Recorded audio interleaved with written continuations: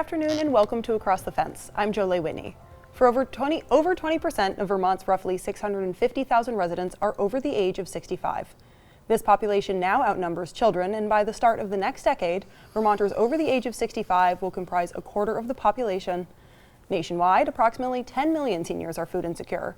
Due to mobility issues, the rural character of Vermont, and transportation, many seniors need services like Meals on Wheels to live.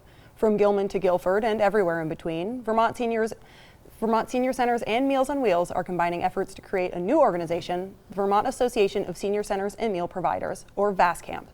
My guest today has served in the Vermont legislature since 2016. He has led several efforts to make Vermont the best state to grow old, and Dan Noyes is the representative from Lamoille County's 2nd District, and that covers the towns of Belvedere, Johnson, Hyde Park, and Wolcott.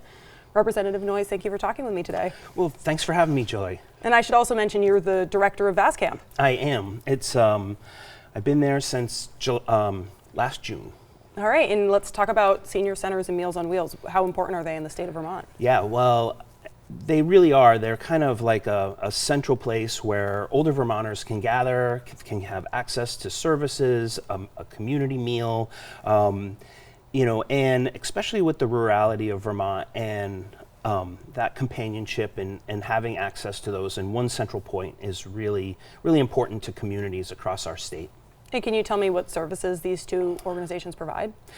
Yeah, so they have all kinds of different things at senior centers, and they all have different levels of ability to provide those services. So they're always trying to come up with the ways to help people in their communities. So you'll find everything from foot clinics to lecture series like the Osher Lifelong Learning, and just a place to go where people can visit and have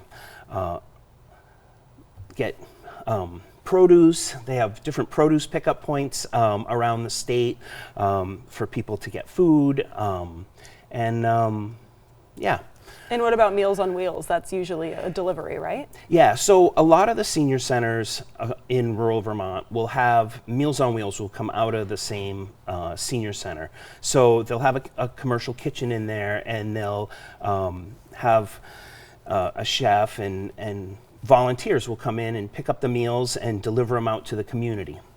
And that must be so important for seniors living in Vermont who maybe can't access them. So what are the challenges that these facilities are facing in the state? Yeah, so as with anything, it's always the funding source.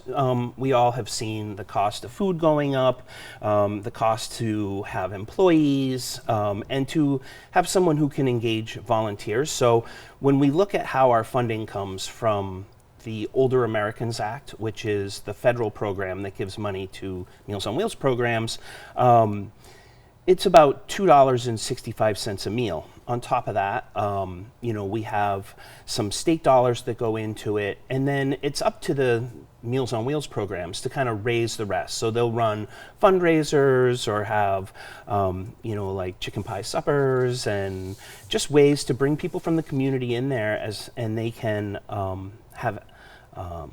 try to raise that difference between what it actually costs to deliver the meals and what it costs to pay for them. So.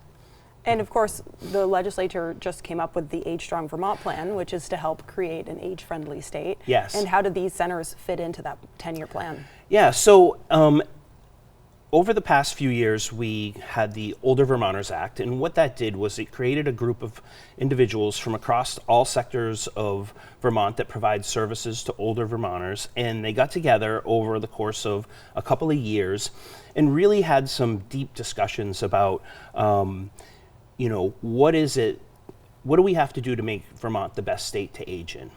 We came up with the 8 pillars of the plan, and really the senior centers and Meals on Wheels program really dig down into 2 of them.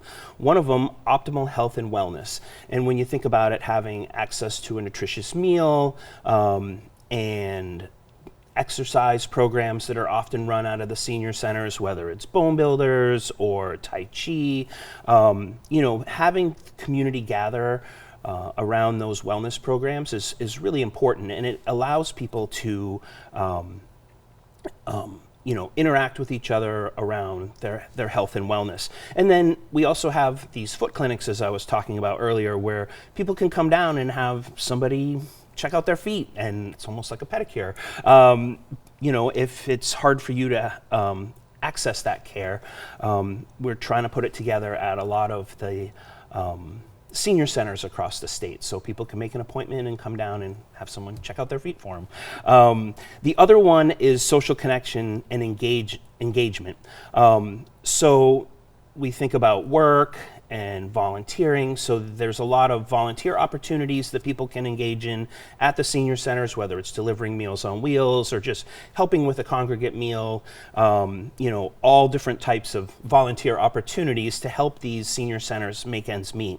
Continuing education, as I spoke about earlier, you might have someone come in and give a lecture about opera or a lecture about road salt. It could be anything that the people at the center are interested in hearing about. And then arts and culture. I was up at the Island in the Sun Senior Center, which is up in Grand Isle, and they had a watercolor painting class that they said was just, people were just really loving it. They would come down there and paint, and then our Vermont Arts Council has creative aging grants that they give out to different senior centers, which are everything from like weaving classes to painting to a circus where they get together and put together like a little circus. So just kind of engaging the community in different ways to be creative and the social connections. And can you speak to how important that social connection is, given how rural or maybe spread out Vermont is for seniors? Absolutely. And we forget about that when we're talking about Meals on Wheels delivery. It's not just getting a nutritious meal, it's about having somebody stop in and maybe sit down for a few minutes and talk about what birds did you see at the bird feeder, or how are your grandkids doing, or it could be anything. And just to have some social interaction throughout the day, someone to stop in and make sure that you're doing fine. If you don't have access to transportation, maybe you don't drive anymore, maybe you're way up in and outside of the community. So that social connection and that social interaction is really important, and we often forget about that around the Meals on Wheels delivery. We always think, oh, they're just getting a meal, but there's a lot more to it for sure. Yeah, lunch can be great, but it's always nice to have someone to talk to while you're eating it anyway. For sure. Mm-hmm. And you touched on this a little bit earlier, but funding is always kind of an issue for stuff like this. Can you speak to how VASCamp came about?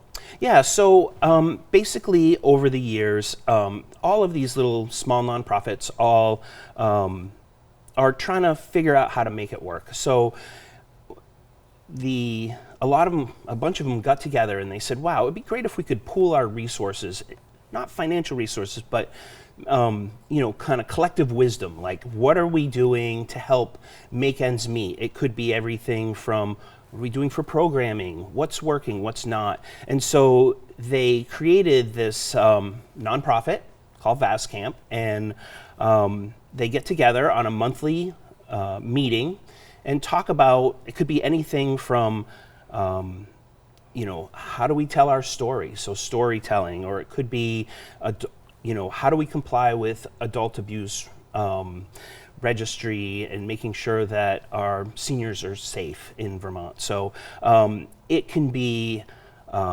just different topics each month on ways for them to be successful in running a senior center and exchange ideas. One person might say, hey, I was trying to, I need a new oven, or I need a new piece of equipment for my Meals on Wheels program. And the other ones might say, well, hey, I was talking to this person and, they were able to help me figure out what I needed. And just that connections across the whole state in order to help people run these programs, because they are really small. And if you're interested in volunteering, you've already touched on some of the events, but what's the commitment if I was interested in doing my own part? Yeah, so Meals on Wheels programs are always looking for volunteers to run a particular route. Maybe it's the Wolcott route or whatever it is, but they're also looking for drivers to come in when someone can't make it. So having somebody come in just on a Like almost short on call. notice, Yeah. on call, someone can't make it that day. So they're always looking for long-term volunteers where maybe you come in on a Monday, Wednesday, Friday, or maybe you just come in when they need someone to fill in on a route. So there's these variable volunteer opportunities, and they usually take around 2 hours to do a volunteer route.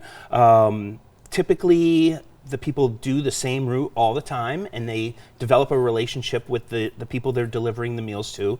I've actually done a couple of them, and it's really fun. The people are always glad to see you, and I always say it's just a couple of smiles, a couple of miles for hundreds of smiles, you know, because you're just driving around and people are always really glad to see you. So it's a great volunteer opportunity in the community. Usually takes a couple of hours, and yeah, it's a good way to give back. Yeah, very little to make someone's day. Mm-hmm, for sure. And can you tell me about funding this program? Yeah, so as I was talking about earlier, the base funding comes through the Older Americans Act, which is about $2.65, and that's distributed out to each of the centers based on a formula of how many meals they put out.